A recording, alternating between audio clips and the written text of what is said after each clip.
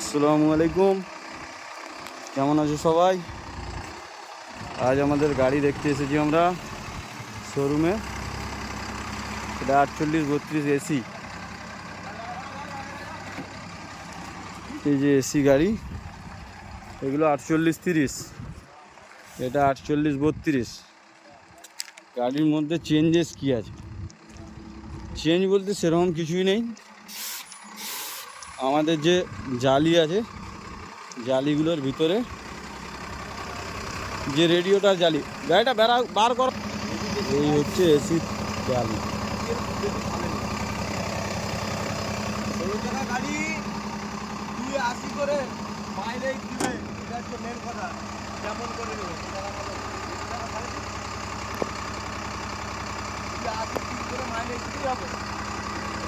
দেখা যাক গাড়ি কবে হয়ে যায়।